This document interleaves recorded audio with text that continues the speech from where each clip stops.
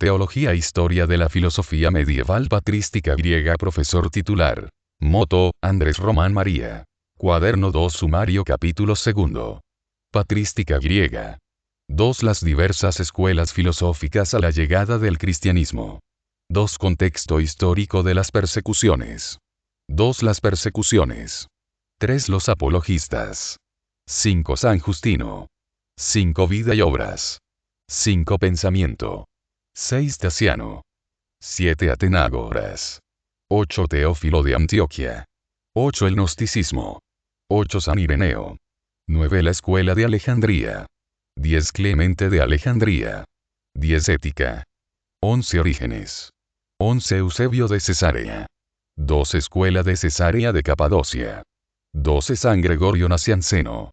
12. San Basilio el Grande. 13. San Gregorio de Nisa. 13. Nemesio de Émesis. 14. Conclusión. 14. Capítulo 2. Patrística Griega. Las diversas escuelas filosóficas a la llegada del cristianismo. El periodo helenístico va desde el 323 a.C. Muerte de Alejandro, a 31 a.C. Victoria de Octaviano sobre Antonio en la batalla naval de Actium. Con la difusión del imperio griego, la filosofía se expande grandemente.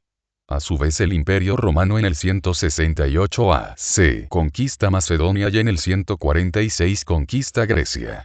Si bien los romanos dominan a los griegos, culturalmente asumen gran parte del patrimonio de los vencidos. Por otra parte, después de las grandes figuras de Platón y Aristóteles, la filosofía helenista, en general, se aparta de la especulación metafísica y se orienta decididamente hacia la ética, la política y la pedagogía.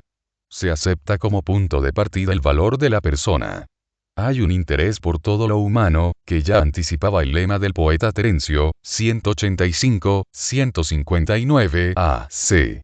Homo sum, humanini illa me alienum puto, soy ser humano, y nada de lo humano me es impensable o ajeno. El helenismo tardío se conforma en torno a una particular visión de la sociedad.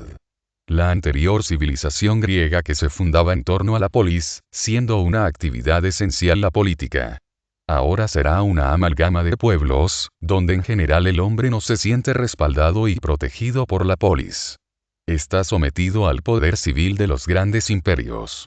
Ese hombre no puede decidir como antes. Y muchas veces experimenta a la autoridad política como abusiva y antojadiza. Ante dicha situación, el helenismo se vuelve hacia las cuestiones éticas de corte más intimista, preguntándose con especial interés acerca de la felicidad. La persona quiere llegar a la ataraxia, es decir, la felicidad tranquila, la ausencia de preocupaciones. Sabio será el que sabe manejar su vida. Se busca un camino más interior en la búsqueda de la felicidad. La filosofía se propone reconciliar a la persona con la vida y con la humanidad. De esta manera espera que el hombre consiga la libertad personal. El estoico Séneca propondrá que, por medio de la filosofía moral, la persona no solamente conseguirá enmendarse de sus defectos sino incluso transfigurar o transformar su propia existencia. Esta meta implicaba todo un camino de conversión y de alejamiento del placer y de la superstición. En este periodo encontramos varias escuelas filosóficas. El liceo aristotélico, que no genera grandes figuras filosóficas, sino más bien tiende a una mera repetición del pensamiento de su fundador. La academia platónica se extiende, pero sufre una grave transformación. Abandona el pensamiento de Platón para caer en el escepticismo. Sigue siendo fuerte el neopitagorismo, ya que en esta época continúa una profunda atracción por las matemáticas y lo esotérico. A su vez, se difunden las siguientes escuelas filosóficas: el epicureísmo, el estoicismo, el neoplatonismo y el cinismo. En ese aspecto, el cristianismo coincidió con un mundo que se estaba interrogando acerca del sentido de la vida y acerca de cómo hacer para ser feliz. En ese aspecto, la sabiduría cristiana halló un contexto cultural propicio para expresar su pensamiento. El cristianismo se apoyó mayormente en el pensamiento filosófico estoico y neoplatónico. Contexto histórico de las persecuciones. En la medida que el cristianismo fue creciendo y se arraigaba más en la sociedad, provocó los celos, molestias e incluso hostilidad entre judíos y paganos. De entre los paganos, los ataques venían desde varias direcciones. Por una parte estaban las descalificaciones hechas por las autoridades políticas, porque el Imperio Romano veía peligrar doblemente su existencia frente al cristianismo. Los valores de paz y fraternidad cristiana, con el transcurrir del tiempo tendían a transformar la estructura de un imperio basado en la opresión. Por otra parte, el cristianismo iba contra el culto al emperador, que 1. Compare ese Epístola 6,1. 2. Restaba fuerza política al imperio. Los intelectuales y escritores combatían al cristianismo, pero, en general, ninguno de estos intelectuales había estudiado al cristianismo, más bien escribían en torno a impresiones narradas por otros, de modo que entendían tergiversadamente el significado, las actitudes y costumbres cristianas. En el amor a los hermanos veían una actitud incestuosa, y en el comer el cuerpo de Cristo veían antropófagos, etc. Comenzaron a combatir al cristianismo ya desde el siglo I. Llamaban a los cristianos misántropos, es decir, que odiaban al género humano. Plinio llegó a afirmar que el cristianismo era una superstición perversa y desmedida. En el siglo II se aumentaron las campañas de desprestigio, así se escriben un buen número de libros, discursos, panfletos y sátiras contra los cristianos. Crescente señalaba que los cristianos eran gente atea y sin religión. El emperador Adriano afirmaba que los cristianos eran una casta de hombres vanidosos y sediciosos, incluso los acusó de bestialismo. Frontón de Circa en su discurso ante el Senado llama a los cristianos libertinos e incestuosos. Luciano de Samosata escribió una obra satírica llamada La muerte del peregrino. En este libro se narra la historia de un peregrino que se infiltra entre los cristianos y los estudia. Este peregrino al poco tiempo ya los gobierna, e incluso compone escrituras sagradas. Los cristianos pronto lo veneran como a un dios. Este peregrino incluso llegara a matar a su padre y los cristianos lo visitan a la cárcel 2 y lo veneran más todavía. En resumen, esta obra es una caricatura del confesor cristiano. En esta sátira los cristianos quedan representados como bobos, crédulos, en definitiva como gente en que no tiene la verdad, porque la verdad se encuentra en la cultura greco-latina. Celso es un filósofo neoplatónico que conoce al judaísmo y al cristianismo. Componen un libro llamado Discurso acerca de la verdad, donde pide que los cristianos demuestren que sí es justificable su doctrina. Celso los rechaza las afirmaciones cristianas de la creación, de la encarnación, etc. Se refiere a Cristo en forma hiriente, pues toma a Jesús como un mero hombre que aprendió magia en Egipto, que es un charlatán y que tenía una moralidad sospechosa. Al referirse los discípulos dice que fueron gente espiritualmente limitada y de profesión baja. Es decir, que los cristianos tienen una fe ingenua, acrítica y, que adoran a un hombre muerto. Su conclusión es que se deben matar a los cristianos. Todas estas críticas contra el cristianismo logran varias cosas. Que el Estado lo persiga con mayor fuerza porque los ve como subversivos. A fuerza de tanto desprestigiarlos, esa persecución será sin compasión. Y logran que la religión cristiana ni siquiera sea escuchada. También se quiso sustituir a Cristo y proponen a Apolonio de Tiara. El autor de la vida de Apolonio de Tiara es Filóstrato. Se presenta a Apolonio como un pitagórico ideal, que es viajero, que viste de lino, que bebe agua y come los frutos de la tierra, y además adora el sol y expulsa demonios. Especialmente el gobernador de Bitinia, Heracles, propone a Apolonio como superior a Jesús. Otro intento contra los avances de cristianismo los llevó a cabo Porfirio, filósofo y lógico neoplatónico, que afirmó que el cristianismo era para el pueblo vulgar pero un culto jamás convertirse a ellos. Otros ataques venían por parte del pueblo sencillo quienes motivados por la ignorancia, por la superstición y por el miedo a lo desconocido elevaban todo tipo de calumnias. Las persecuciones del Imperio Romano se caracterizaba por su tolerancia religiosa. Incluso Ovidio dijo, Roma es lugar digno de que a él vayan todos los dioses. Sin embargo vemos que desde Nerón hasta Constantino, con pequeñas treguas, el cristianismo fue perseguido duramente. ¿Por qué los romanos perdieron su habitual tolerancia religiosa? Por una parte las sinagogas judías eran una fuente de persecución contra los cristianos. Además, los paganos tenían un fuerte odio a los cristianos por sus reuniones secretas, porque no acudían a los juegos y al culto público, y finalmente porque utilizaron a los cristianos como chivo emisario haciéndolos responsables de todos los desastres climáticos, sanitarios y políticos. En la época de Diocleciano se vio que los cristianos eran muchos y esto se vivenció como que eran un real peligro para el imperio.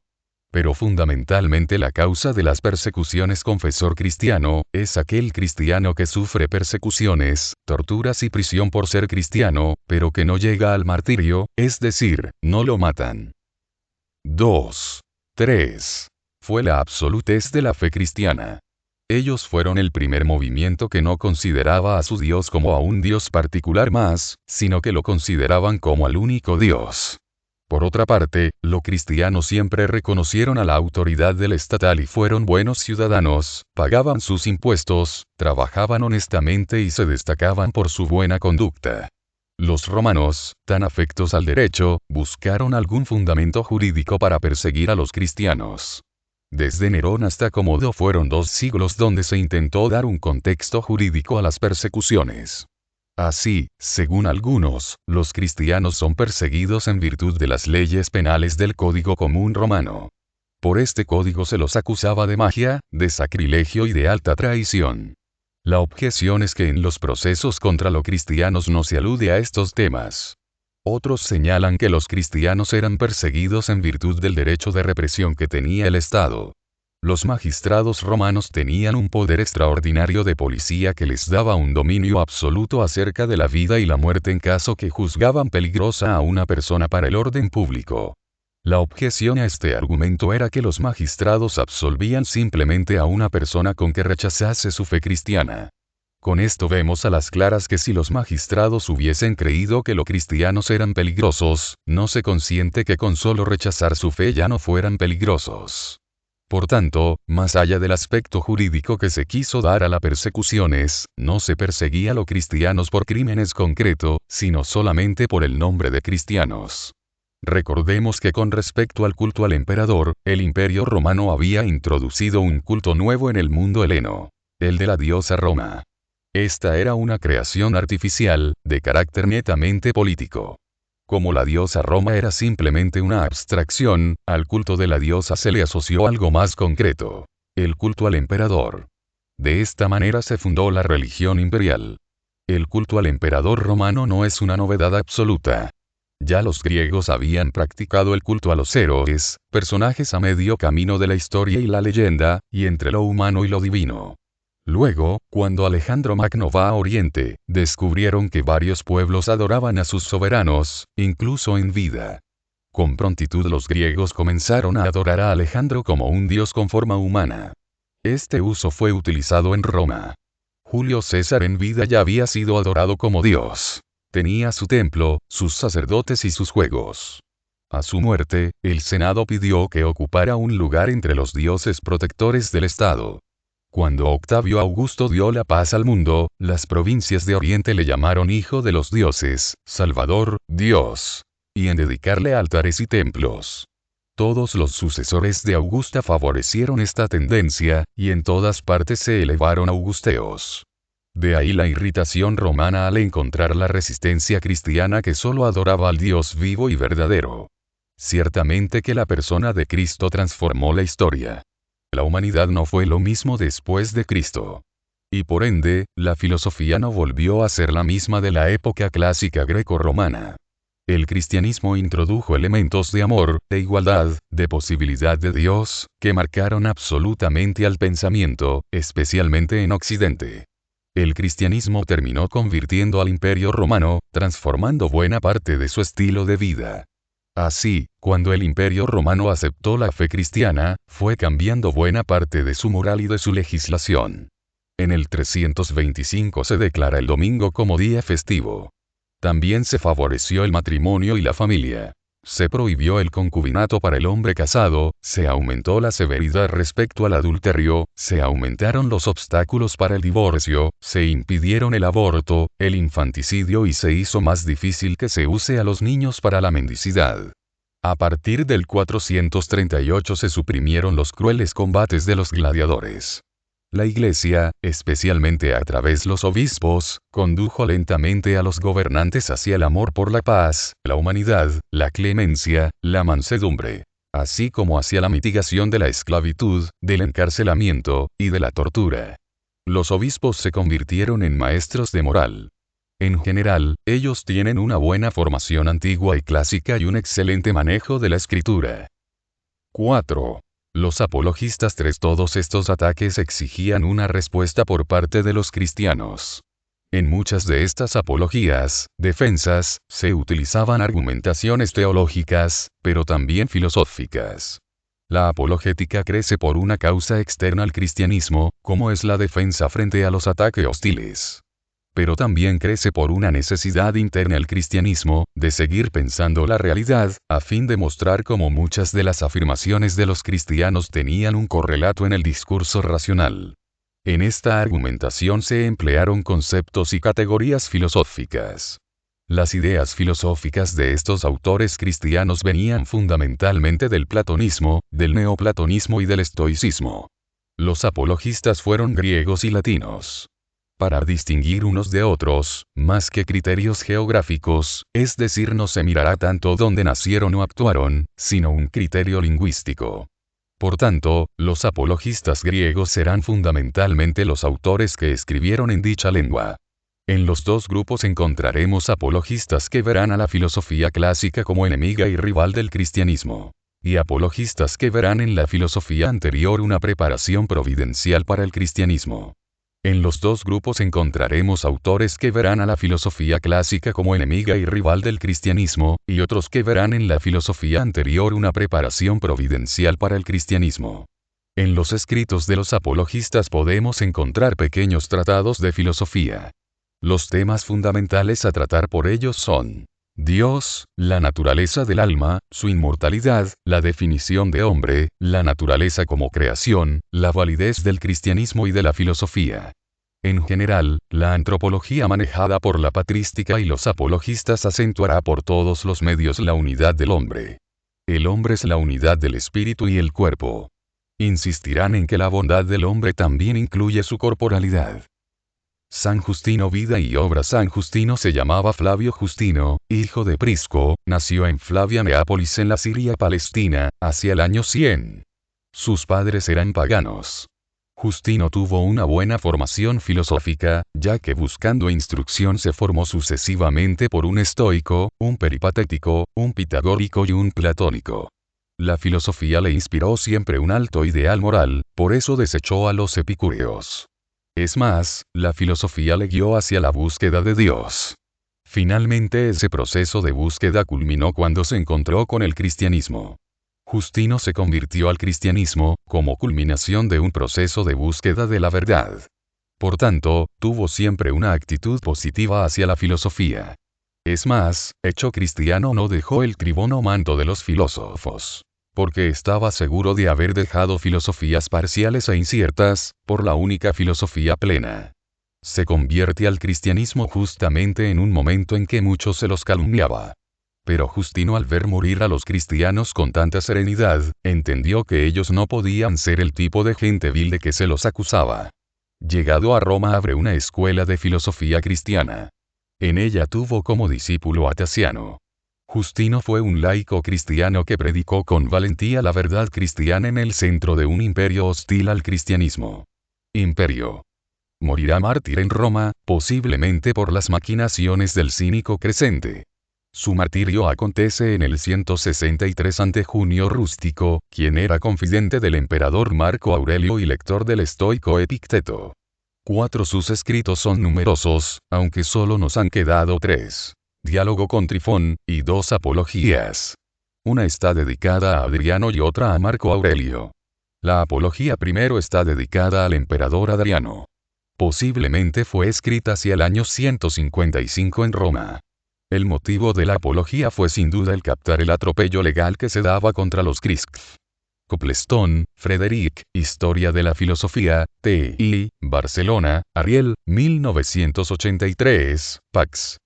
25, 36.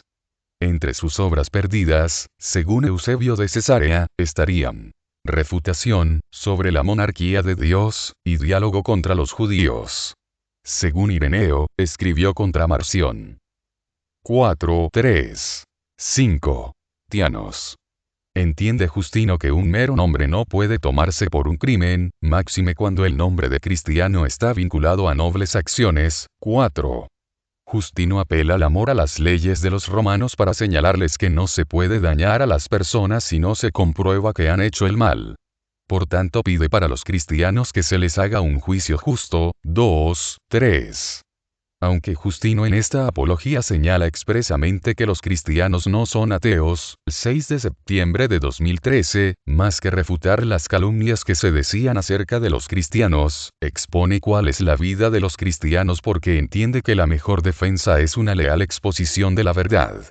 De este modo, Justino hace referencia a cómo es la vida de los cristianos, dejando un valioso documento de las costumbres de los cristianos del siglo II, 61, 6557. Justino, en parte, disculpa a los romanos porque señala que la persecución que sufren los cristianos es fundamentalmente motivada por los demonios. Los demonios han persuadido a los hombres necios a que aborrezcan y maten a los cristianos. 5, 23, 28. 43, 12, 54, 58. Justino no va al choque con los romanos, sino que les señala que ellos tendrían que ver en los cristianos a sus mejores aliados para el mantenimiento de la paz. 12. Los cristianos son incluso los primeros en pagar los tributos y contribuciones. 17. Es más, la religión cristiana da argumentos sólidos para que la persona no burle las buenas leyes, porque uno debe dar cuenta ante Dios de sus acciones. De este modo, Justino presenta la religión como un elemento importante para que se dé la armonía social. Para que los romanos crean en Cristo, Justino llamativamente no va a insistir en los milagros de Jesús. Esto es así, porque en el imperio había cientos de personas que afirmaban ser taumaturgas o que realizaban fenómenos paranormales. Por tanto, el argumento de los milagros tenía poco peso para demostrar la divinidad de Jesucristo. Por tanto, hace mayor hincapié en el valor de las profecías que siglos antes predijeron lo que iba a pasar. 12, 30 minutos, 53 segundos.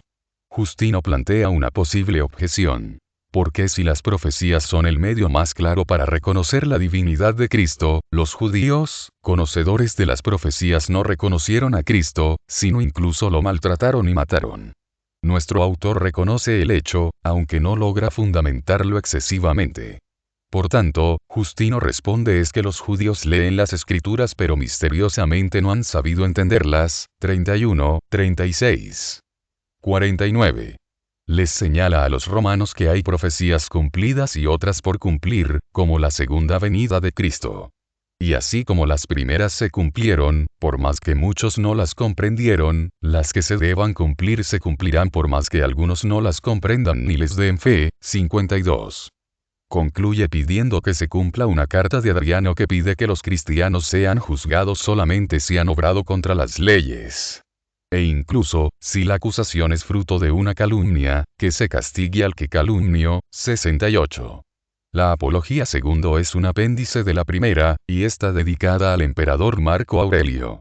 Pensamiento, razón y fe. En sus escritos se plantea la relación entre filosofía y saber revelado. Señala que la filosofía es un muy precioso don de Dios. Y la verdadera naturaleza de la filosofía es conducir al hombre a Dios. Un cristiano ha de saber aprovechar cuanto tiene la filosofía antigua de verdadero. Además, propone que así como hubo una revelación bíblica, hubo también una cierta revelación universal. Muchas cosas que anuncian los cristianos se asemejan a las dichas por los filósofos y por los poetas. Apol. Y 20, 23. Dentro de la filosofía, Justino mantendrá siempre un gran afecto hacia la doctrina platónica. Prueba de ello es que en sus escritos encontramos numerosas referencias a obras de Platón. Su admiración a Sócrates es manifiesta, y ve en la condena de Sócrates una anticipación de la condena de Cristo. Aunque admira a Platón, Justino sostiene la peregrina idea de que Platón tomó buena parte de sus enseñanzas de Moisés. Cree que la teoría platónica del universo escrita en el Timeo tiene su origen en la lectura que Platón hizo anteriormente del Génesis. Incluso más, para Justino, todo lo que los filósofos Justino escribe acerca de los demonios basándose en la Biblia, pero también en los escritos que sobre ellos había hecho Plutarco y Apuleyo. Incluso afirma que los demonios, tomando algo de las profecías de Moisés, soplaron a los poetas muchos de los mitos que se asemejan a lo que luego haría Cristo, para confundir a las personas. Apol. I. 23. 54, 62. 6. En época de Justino se pensaba que Moisés había escrito todo el Pentateuco. 5. 6. Y poetas dijeron acerca de las verdades de la inmortalidad del alma, y de la vida post-mortem, lo tomaron de los profetas. De suerte que Platón mismo, al decir, la culpa es de quien elige, Dios no tiene culpa, lo dijo por haberlo tomado del profeta Moisés, pues es de saber que este es más antiguo que todos los escritores griegos. Y, en general, cuanto filósofos y poetas dijeron acerca de la inmortalidad del alma y de la contemplación de las cosas celestes, de los profetas tomaron ocasión no solo para poderlo entender, sino también para expresarlo. De ahí que parezca haber en todos, unos como gérmenes de verdad. Sin embargo, se demuestra no haberlo entendido exactamente por el hecho de que se contradicen unos a otros. Apol. I. 44. Por una parte, en la parte de verdad que hay en la filosofía, Justino ve un vestigio, una incuación de la verdad divina. Llamará a estas verdades semillas del verbo. Esta afirmación es de una amplitud moderada, porque en parte la verdad filosófica es plagio de la verdad revela en las escrituras. Aún así, Justino tiene una clara intención de valorar cuanto de noble y bello, en el pensamiento y en las obras, produjo la humanidad antes de Cristo. Incluso más, él entiende que todas aquellas personas anteriores a Cristo, pero que vivieron conformes a los valores del Verbo de Dios, son cristianos. Como ejemplos de esto señala a Sócrates y a Heráclito. Apol. I. 46. Justino acepta la filosofía anterior, sabiendo que el cristianismo es la plenitud. Además, es consciente de que la verdadera naturaleza de la filosofía no fue reconocida por la mayoría de la gente, y prueba de ello es la cantidad de escuelas filosóficas que existen. Un pionero del encuentro positivo con el pensamiento filosófico, aunque bajo el signo de un cauto discernimiento, fue San Justino quien, conservando después de la conversión una gran estima por la filosofía griega, afirmaba con fuerza y claridad que en el cristianismo había encontrado la única filosofía segura y provechosa. Teodicea. Entre los temas tratados por Justino se destaca el tema de Dios. Para Justino, Dios es básicamente incognoscible en sí mismo. Solo lo conocemos por sus efectos. Lo conocemos en relación a cómo Él actúa con nosotros. Antropología. Con respecto al ser humano, Justino tiene una visión tripartita. El hombre está compuesto de cuerpo, alma y espíritu. Afirma que la parte espiritual no es en sí misma inmortal, sino que lo es porque Dios lo ha querido. Justino sostiene que el hombre es un ser libre. Nuestro autor quiere vencer una posible objeción. Al hacer tanto hincapié en la profecía, podría entenderse que las cosas simplemente suceden por la necesidad del destino. Apol. I. 43. Justino no logra dar una respuesta satisfactoria a esta cuestión, pero sí señala que la libertad es una realidad necesaria ya que ella es el fundamento del orden moral. Justino sostiene que la perfección del hombre está en obrar la virtud, especialmente la templanza, la justicia, el amor a los hombres. Apol. 10. Señala que el hombre debe ser prudente en su obrar, ya que quien escoja el bien, le espera una recompensa eterna, y quien elija el mal, le espera un justo castigo. Apol. I. 43. Tasiano era de nacionalidad siria. Se educó en la literatura y filosofía griega. Posteriormente se hizo cristiano. Según San Ireneo, Tasiano fue discípulo de Justino. Su obra se llama Discurso contra los griegos. Tasiano se inclinó hacia un rigorismo excesivo, y lamentablemente se apartó de la iglesia para unirse al gnosticismo valentiniano. Después fundó la secta de los encratistas, la cual mantuvo el rigorismo de Tasiano que condenaba el beber vino e incluso el matrimonio. La postura de Tasiano es hostil hacia la filosofía. Si bien utilizó conceptos e ideas filosóficas, afirma que lo que tiene de verdadero la filosofía griega lo habían tomado de las escrituras. Por otra parte, todo lo que añadía la filosofía griega era falsedad y perversión. Ponía como ejemplo de ello a los estoicos, que pervirtieron la idea de la providencia mediante la teoría del determinismo fatalista. 7.8. Fides et Ratio número 38.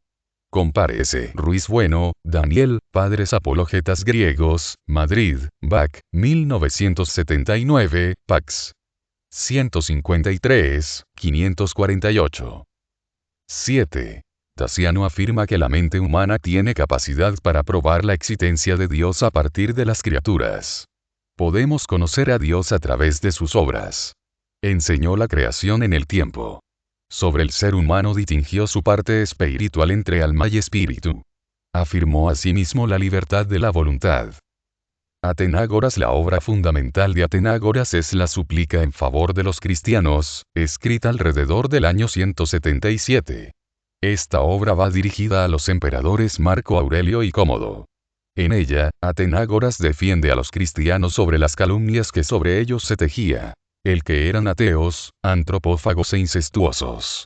La postura de Atenágoras con respecto a la filosofía clásica va en la línea de San Justino, aunque no tiene la misma simpatía hacia ella. Para él hay una sola sabiduría o filosofía verdadera, que se alcanza mediante la revelación cristiana. Aunque los filósofos griegos captaron algo de esa verdad. De hecho, Atenágoras en sus argumentaciones cita a varios filósofos. Distingue la razón de la fe, y ve que la razón puede cumplir dos funciones. A. Demostrar que los argumentos contrarios a la fe están equivocados. B. En algunos temas, como por ejemplo la existencia de Dios, la inmortalidad del alma, la razón puede demostrar las mismas cosas que la fe. Sobre Dios afirma la existencia de un solo Dios, que es eterno y espiritual. Señala que no puede haber una multitud de dioses materiales. Dios, que forma la materia, la debe trascender. Justamente, por ser Dios la causa de las cosas perecederas debe ser Él mismo imperecedero y espiritual. En esto, apela al testimonio de Platón. En su teoría del hombre, Atenágoras va contra el platonismo, ya que afirma que el cuerpo es parte de la naturaleza humana, por eso no tiene sentido menospreciar el cuerpo. En vez tiene sentido la afirmación de la resurrección de los cuerpos. Teófilo de Antioquía. Su obra se llama Autólico, escrita hacia el 180. En su utilización de los filósofos griegos se destaca Platón, a quien llama el filósofo más respetable. Teófilo se destaca por el tema de Dios. Habla sobre los atributos divinos, su incomprensibilidad, su poder, su sabiduría, eternidad e inmutabilidad. Dios es invisible, pero se lo conoce a través de su providencia y de sus obras. El gnosticismo 9. Este es un tema complejo y cuyos orígenes son difíciles de precisar con exactitud. Posiblemente se haya originado en Siria, y es anterior al cristianismo. El gnosticismo propone la salvación por la vía del conocimiento. Si bien hay una bastante diversidad entre las diversas ramas gnósticas, se puede distinguir entre una más popular que estaba vinculada a la astrología y a la magia. Otra, más filosófica, que por la especulación daba un conocimiento salvífico. De manera general, la gnosis se caracterizaba por una verdadera pasión por el conocimiento religioso. A esta revelación divina el hombre accede por la vía de la iniciación. Su tipo de información es a través de escritos herméticos, que dificulta una investigación de sus doctrinas. El gnosticismo ha combinado los mitos griegos y los orientales. También se combinan las herencias egipcias. Era frecuente el patrocinio de Hermes Trimegisto. En el judaísmo se había dado una cierta influencia gnóstica.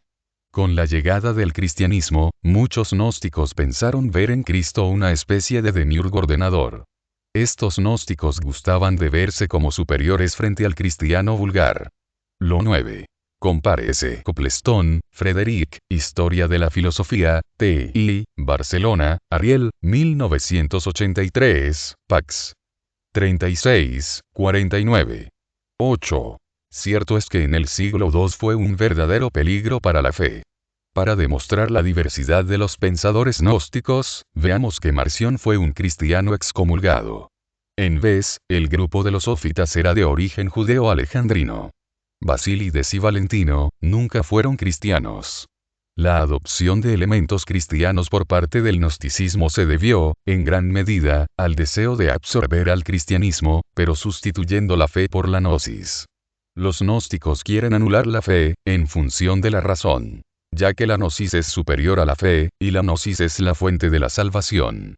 En general, los grupos gnósticos sostienen un dualismo entre Dios y la materia, afirmando una lejanía exagerada de Dios.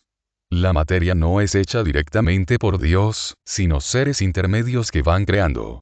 Allí ubicaban a Cristo. Cristo no es Dios, sino un ser intermedio, un demiurgo, por tanto superior a los hombres. Recordemos que los gnósticos llenaban el abismo entre Dios y la materia con una serie de seres intermedios. Esta tendencia dualista llevaba a desvalorizar el cuerpo. Algunos grupos hicieron esta distinción antropológica. Los hombres en los cuales lo corpóreo era una tendencia muy fuerte, ya estaban condenados de antemano. Los que eran muy espirituales ya estaban salvados, eran el grupo de los perfectos. Los hombres intermedios, se salvaban a través del conocimiento. Justamente, Cristo ha venido para este tercer grupo de hombres. La salvación no es don de Dios, sino esfuerzo humano. E incluso la salvación no está en general vinculada a las virtudes morales, sino a un conocimiento de tipo superior. Por la gnosis se llega a la contemplación del principio de las cosas. Los gnósticos afirman que la materia es lo más degradado y lo opuesto a Dios. Por tanto, el hombre se debe liberar del cuerpo que lo esclaviza.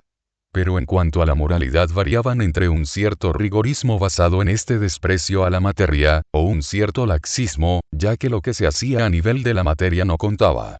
El cristianismo polemizó con el gnosticismo. En este debate, el cristianismo afirma la supremacía de la fe sobre la razón. Además, la fe cristiana es propuesta universalmente, es pública, no se limita a un pequeño grupo de iniciados. El cristianismo reafirmó que la materia fue hecha por Dios, por tanto ella es buena. Hay una visión optimista de la creación. El desorden se introduce no por un dualismo inicial, sino por el pecado original. Pero este pecado no quita la radical bondad de la creación. San Ireneo nació en torno al año 140, y llegó a ser el principal adversario de los gnósticos. En esta polémica se destaca su obra contra los herejes, Adversus a hereses. Ireneo afirma que hay un solo Dios, que creó todo lo que existe. Para afirmar la existencia de un Dios creador apela a dos argumentos. A. El orden del mundo. B. El consentimiento universal de que hay un creador. Ireneo afirma que Dios creó el mundo libremente y de la nada, no por necesidad, ni a partir de una materia preexistente. Ireneo sostiene que aunque la mente humana puede llegar a conocer a Dios, nunca lo podrá comprender plenamente, ya que la esencia divina trasciende la inteligencia humana. Además, la ley moral revelada no abroga, sino que reafirma la ley natural.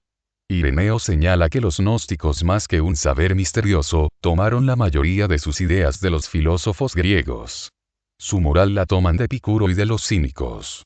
Su doctrina de la reencarnación de Platón. Sobre la reencarnación, Ireneo afirma su falsedad. Concluye que la enseñanza de los apóstoles es la verdadera gnosis. La escuela de Alejandría, el gnosticismo, tenía muchos elementos del pensamiento helenista. Esto produjo en el cristianismo dos reacciones. Una fue la suscitar una mayor oposición a la filosofía griega, viéndola como un semillero de herejías. La otra reacción fue la de tratar de construir una gnosis no herética, construyendo un sistema teológico filosófico cristiano. Incluso asumiendo algunos conceptos gnósticos pero entroncándolos en la verdad cristiana. Donde más se logró esta segunda postura fue en la escuela cristiana de Alejandría. Ya señalamos cómo desde antiguo, en Alejandría se había dado un acercamiento entre judaísmo y helenismo.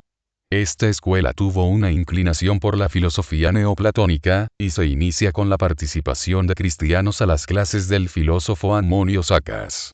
Este era pagano, pero respetaba las creencias de sus alumnos cristianos. La antropología de esta escuela tiene de tinte más dualista, rompiendo esa fuerte unidad propuesta por la patrística y los apologistas. Clemente de Alejandría, cuyo nombre era Tito Flavio Clemente, nació en el 150, posiblemente en Atenas, y llega a Alejandría en torno a los 102. Es la máxima figura de la escuela cristiana de Alejandría. Muere allí alrededor del año 219. Clemente aspiró a presentar la sabiduría cristiana como una gnosis verdadera. Y en el tratamiento de los filósofos griegos mantuvo la visión optimista de San Justino. Entre las obras de Clemente de Alejandría se destaca su exhortación, Protrepco. En ella invita al estudio y al conocimiento, sabiendo unis fe y filosofía. El pedagogo, Paedagogus, en donde propone a Cristo como el maestro, y señala la validez de varios filósofos. Además, desarrolla un tratado ético, Estromata, en la cual hace una defensa y un ordenamiento de la filosofía. Se deben a Clemente de Alejandría, 215. Entre sus obras hay que mencionar Protrepticus, Exhortación, Estromata, Miscelánea, y sobre todo Paidagogos, el pedagogo, Quis dives salvetur. ¿Se pueden salvar los ricos? Clemente ve en la filosofía una preparación al cristianismo. El Logos divino iluminó siempre a los hombres. Así como en los judíos los iluminó por Moisés y los profetas. Los griegos tuvieron sus filósofos. De modo que para los griegos la filosofía fue lo que para los judíos la ley. De modo que por la filosofía los griegos alcanzaron muchas verdades. Por otra parte, Clemente ve que la filosofía es un cuerpo de verdades que no es exclusiva de ninguna escuela griega. Esta verdad se encuentra en diversos grados y medidas en diversas escuelas filosóficas. Aunque para él el filósofo más grande es Platón.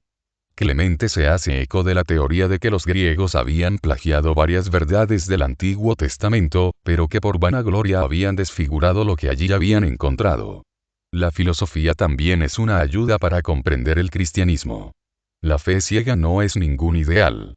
El que se limita a creer sin hacer ningún esfuerzo de comprender, aunque sea la parte que la mente puede captar, se mantiene en una actitud infantil. La filosofía puede ayudar a la sistematización y el desarrollo de la teología. Para Clemente la teología negativa sea la vía más fuerte, ya que, en general, solamente conocemos de Dios aquello que no es. Clemente hace una graduación del conocimiento. 1. Leer y escribir. 2. Las artes liberales. Con esto se daba una formación básica. 3. La filosofía. Ya está en un nivel de conocimiento superior. 4. La fe. 5. La gnosis. Aunque esto se dará plenamente en la otra vida al ver a Dios cara. Allí ya no será necesaria la fe, porque la visión reemplaza a la fe. Ética Clemente, al proponer la ética cristiana extrae muchas de sus reflexiones morales y gran parte de su normativa de las grandes corrientes filosóficas de su tiempo, especialmente de la filosofía platónica y del estoicismo, ya que ve en ellas mucho de verdad. Afirmamos esto sin olvidar que su máximo interés es el conocimiento e imitación de Jesucristo. 10. Clemente, en ciertas ocasiones, une su visión de lo transitorio de esta vida, junto al desprecio teórico que el platonismo y neoplatonismo tenía por la sexualidad. Así al referirse a la relación conyugal afirmará que es como una epilepsia menor, una enfermedad incurable. Orígenes nació hacia el año 185. Se supone que asistió a las lecciones de Amonio Sacas, el maestro de Plotino. También fue discípulo de Clemente de Alejandría. Orígenes fue un hombre de amplísima formación y de talante radical, por interpretar literalmente Mt 19:12, se castró siendo joven. Con el tiempo, Orígenes llegó a dirigir la escuela cristiana de Alejandría. Alrededor del año 231 debe dejar la dirección de la escuela a causa de un proceso sinodal. Se le cuestionaban algunos puntos de su doctrina y se discutía la validez de su ordenación presbiteral ya que se había automutilado castrándose. Orígenes funda luego una escuela en Cesarea de Palestina. Muere mártir en el año 254 o 255 en la persecución de Decio. Entre sus obras se destacan Tratado de los Principios, De Principis, Contra Celso, Contra Celsum, y varios comentarios a las Escrituras. En general, Orígenes intenta fusionar la doctrina cristiana con el platonismo y el neoplatonismo. Orígenes sostuvo que Dios es puramente espiritual. Dios es la mónada o el uno que trasciende la verdad y la razón, la esencia y el ser. Dios crea el mundo desde la eternidad y por necesidad de su naturaleza. Desde la eternidad, porque si lo hubiera creado en el tiempo, eso implicaría que hubiera habido un tiempo en el que el mundo no fuese. Y esa postura atentaría contra la inmutabilidad divina. Dios crea por necesidad, ya que Dios es amor, es bondad, y nunca pudo estar inactivo porque la bondad es de por sí difusiva. Al referirse a la creación del hombre, Orígenes hace referencia a una preexistencia de las almas. En ese momento todas las almas eran exactamente iguales. Pero acaeció el pecado que hizo que las almas se vean revestidas de este cuerpo, y que se diferencien entre sí. En el hombre diferencia tres elementos, el cuerpo, el alma y el espíritu. Por tener espíritu el hombre es libre e inteligente. Se puede abrir a la totalidad del universo. Pero, los actos del hombre no dependen solamente de su libre albedrío, sino también de la gracia de Dios, la cual les es distribuida según su conducta en el estado de preencarnación. Orígenes tiene una llamativa visión de la escatología. Sostiene una restauración universal, apocatástasis. Toda la creación vuelve a Dios. Nadie se condena. Mediante un sufrimiento purificador todas las almas, e incluso el diablo y sus demonios, conseguirán la unión con Dios. Sostiene un cierto desprecio del cuerpo. Por una parte lo acepta como creación de Dios, pero por otra parte sostiene una ética rígida y una ascética de gran severidad con lo corpóreo. Con respecto a la interpretación de las escrituras, señala tres niveles. 1. El sentido literal. Es un estadio donde se apela a la pura fe, y donde predomina una visión más material. 2. El sentido alegórico. Aquí se interpreta más profundamente. Se descubre la realidad simbólica de la escritura. 3. El sentido místico o espiritual.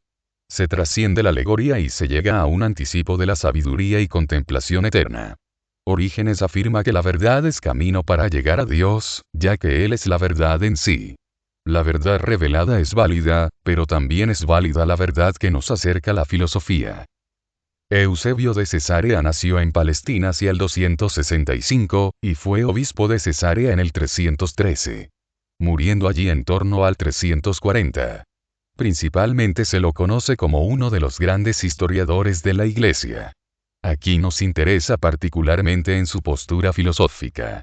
Eusebio veía a la filosofía, especialmente la platónica, como una preparación del mundo pagano al cristianismo. La actitud de Eusebio sobre la filosofía es valorativa. Aunque capta varios errores de la filosofía griega, así como las varias contradicciones entre las diversas escuelas. Su actitud ante la filosofía está reflejada en Obra Preparatio Evangelica, la cual consta de 15 libros. Lamentablemente se ha perdido la obra, de 25 libros, en la cual Eusebio responde a los ataques de Porfirio sobre el cristianismo. Eusebio apreció especialmente a Platón. Consideró que Moisés y Platón estaban de acuerdo. Eusebio pensaba que Platón había sacado varias verdades del Antiguo Testamento, aunque no negaba que podía haber sido también que Platón hubiera descubierto la verdad por su cuenta, o que fuera iluminado por Dios. Eusebio ve en varias obras de Platón la sugerencia de varias verdades cristianas. En las cartas ve sugerida la idea de la Trinidad. En el cuadro de la creación del Timeo, ve un contenido similar al del Génesis. Incluso, Platón coincide con las escrituras en el sentido de la inmortalidad. A pesar de reconocer las grandezas platónicas, Eusebio señala que Platón afirmó las verdades con mezcla de error. Su doctrina de Dios y la creación está contaminada por la teoría de la emanación. La enseñanza acerca del alma y de la inmortalidad está viciada por su teoría de la preexistencia y de la reencarnación. Además, la filosofía platónica es de un elevado intelectualismo, que la hace accesible a un determinado nivel de gente. En vez, el cristianismo es para todos. De manera que hombres y mujeres, cultos e incultos, puedan ser filósofos. Escuela de Cesarea de Capadocia. Estos autores se distinguen por ser grandes teólogos. El gran hecho eclesial y teológico del siglo IV es el Concilio de Nicea, 325, el cual asume fórmulas de fe con un lenguaje técnico que no está en la escritura, aunque se mantiene fiel al sentido original de las fórmulas escriturísticas. Con este lenguaje preciso, Nicea responde a la herejía arriana. La postura arriana concebía a Cristo como inferior al Padre. Por tanto, los padres conciliares señalan que la expresión acerca de Cristo como Hijo de Dios, tiene un sentido propio, ontológico y no solo funcional. Los padres capadocios frenarán los avances del arrianismo, oponiéndose al intento de racionalización de la fe. Uno de los arrianos ante quien polemizan es Eunomio. San Gregorio Nacianceno. San Gregorio estudia en Cesarea de Capadocia. Luego se perfecciona en Atenas. Conoce la filosofía y literatura clásica. Como compañero de estudio tiene a San Basilio, de quien es gran amigo. San Gregorio compuso tratados cristológicos y trinitarios. Por su capacidad mereció ser llamado el teólogo. Muere en el año 390. San Gregorio insiste en una vuelta a las Escrituras, en volver a una fe sencilla. El ideal es vivir una fe evangélica. Gregorio señala que es imposible conocer a Dios como es. La inteligencia humana no puede llegar a comprender la esencia divina. Pero sí se puede hacer una aproximación a Dios, negando en él las perfecciones finitas. Por la razón se pueden conocer los prolegómenos de la fe. Es decir, se puede construir una válida teología natural. Es posible conocer por la razón que Dios existe. Un argumento para ello es, según Gregorio, la captación del universo como cosmos, como orden. Esto lleva a afirmar que alguien, una razón superior ordenó la naturaleza. El orden se vuelve, así, un camino para ir a Dios. Pero su esencia es inaccesible por la razón. Pero para conocer a Dios como es, debemos fijarnos en las Escrituras. Yo soy el que soy ex 3:14, es el nombre divino el cual expresa que fundamentalmente Dios es. San Basilio el Grande. San Basilio estudia en Atenas, y allí se hizo amigo de San Gregorio Nacianceno. Es sacerdote. Le interesa particularmente la vida consagrada. Recorre monasterios y escribe 2 reglas para la vida monástica. Son reglas de gran austeridad. Llega a ser obispo. Muere en el 379. 12. Obra de San Basilio es exhortación a los jóvenes, adolescentes. San Basilio resuelve incorporar la literatura pagana en la educación de los jóvenes. Señala a ellos cómo se debe leer la literatura pagana. La actitud es de unidad, ya que Basilio propone un pensamiento integrador, que busca y acepta la verdad, donde quiera que esté. Si bien, Basilio valora la formación literaria y filosófica, la educación moral es superior. Y por tanto es prudente desechar los pasajes inmorales. Trata el tema de la creación en un conjunto de homilías sobre los 6 días, Hexamerón. En ellas afirma la no preexistencia de la materia, sino que la creación fue de la nada. Además señala la bondad de la materia. Basilio se caracteriza por su robusta moral social. Señala con firmeza: el pan que tienes de reserva se lo debes a los hambrientos. La ropa que guardas se la debes al hombre desnudo. Las sandalias que se pudren en tu casa son del descalzo. El dinero que tienes guardado pertenece al necesitado. Cometes tantas injusticias cuantos necesitados hay a los cuales podrías dar algo. San Gregorio de Nisa nació en Cesarea de Capadocia, alrededor del año 335. Era hermano de San Gregorio Nacianceno. Fue profesor de retórica. Llegó a ser obispo de Nisa. Murió alrededor del 395. Por su aprecio por la filosofía, le llamaron el filósofo. Compuso varios libros, algunos filosóficos, otros teológicos y comentarios bíblicos. Gregorio de Nisa buscó conciliar la razón con la fe. Señala que los datos de la revelación son aceptados por la fe. Por otra parte, dice que la razón tiene una base racional. Uno puede averiguar por medio de la razón ciertas verdades preliminares, como por ejemplo la existencia de Dios. La fe es superior a la razón, pero eso no excluye que la filosofía y otras ciencias humanas ayuden a la fe. Gregorio de Nisa estuvo muy influido por el platonismo, el neoplatonismo y los escritos de Filón. Aunque siempre intentó utilizarlos dentro de una explicación cristiana de los seres. Para Gregorio, el orden cósmico es una prueba de la existencia de Dios. También señala, que de la necesaria perfección de Dios se puede inferir la unicidad de Dios. Incluso intenta dar razones para mostrar la conveniencia de la Trinidad en la divinidad una. Analiza la Trinidad a partir de las 3 potencias del alma humana.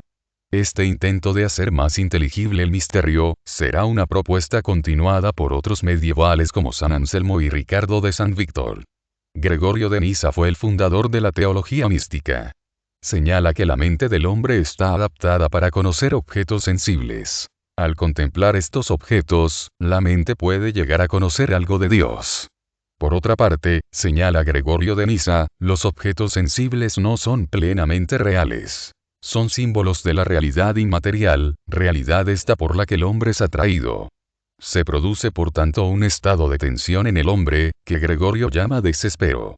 Este estado hace nacer a la mística, y se explica así. La persona atraída por Dios, abandona su objeto natural de conocimiento, sin ser capaz de ver a Dios, fuente de sus aspiraciones. Entra entonces en un estado de tinieblas, llamado la nube del no saber. La oscuridad que envuelve a Dios se debe a la completa trascendencia de la esencia divina. La persona progresa de dos modos. Uno es interiorizándose. Así encuentra en lo profundo con el reflejo del Dios uno y trino. El otro, es saliendo fuera de sí, que culmina en el éxtasis. El éxtasis es un amor extático.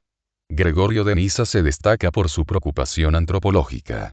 Parte de esta teoría está expuesta en el acerca de la creación del hombre, en el de Hominis Opificio y en el de Anima y Res. Dios crea al mundo por bondad y amor. Y lo crea libremente. Esta creación es jerárquica. En ella, el hombre es el ser superior de la creación material. Propone un humanismo, en cuanto da al hombre una prioridad dentro del orden de la creación. El hombre ha sido creado libre, por tanto es dueño de sus actos. Esto lo hace imagen de Dios en cuanto es un ser libre e inteligente. En cuanto al mal, él proviene del uso indebido de la libertad por parte del hombre. El hombre por ser espiritual y corpóreo es puente entre la creación material y la espiritual.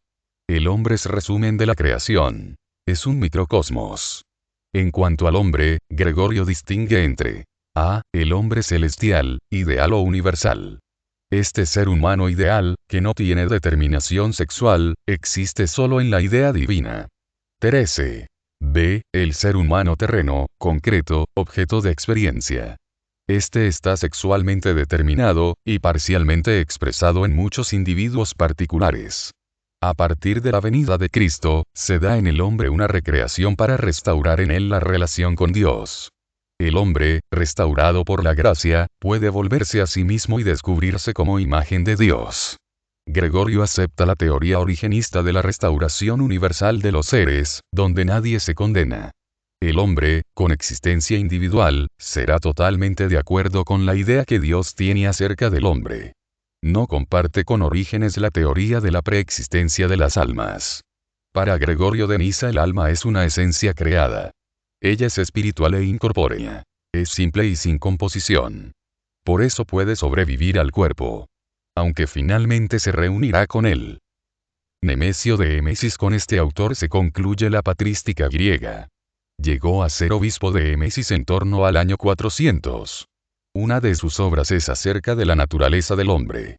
Retoma ideas de Gregorio de Nisa en cuanto a ver al hombre como microcosmos, como ser intermedio, libre y tendiente al mundo espiritual.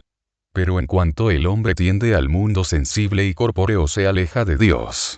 En su antropología, Nemesio investiga las nociones platónicas y aristotélicas en torno al alma. Por una parte valora a Aristóteles por su postura más integral. Salva la unidad del hombre, al afirmar que el cuerpo y el alma son una unidad substancial. La postura aristotélica permite una nociología más unitiva. Conocimiento válido por los sentidos, profundizando por la inteligencia.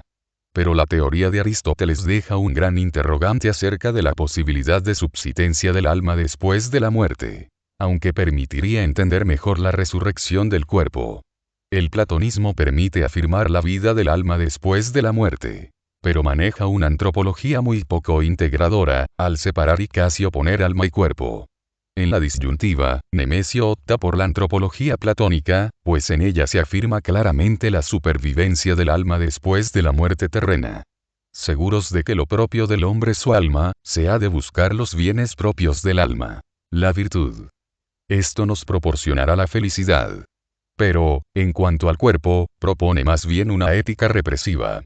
Ya que lo sensitivo, instintivo, los apetitos y las pasiones, son elementos negativos en la vida del hombre. Conclusión: hemos realizado un recorrido por la patrística griega. Ella produce un pensamiento rico y plural, que hace difícil reducirlo a la unidad. En general, podemos afirmar que en todos estos autores hay una fuerte preocupación sobre el tema de Dios, señalando que el fin de la vida del hombre es el encuentro con Dios. Al mismo tiempo, estos autores se preguntan qué es el hombre y cómo está compuesto. No solo hacen referencias a su vida en la tierra, sino que recurriendo a la fe, señalan que su destino es seguir viviendo después de la vida en la tierra. En varios de estos autores, hay una clara preocupación social, señalando que las aspiraciones éticas del sujeto no pueden concluir en un mero individualismo, sino que se debe velar por el bien de todos. En su mayoría estos autores son dependientes de la filosofía platónica y neoplatónica. 14.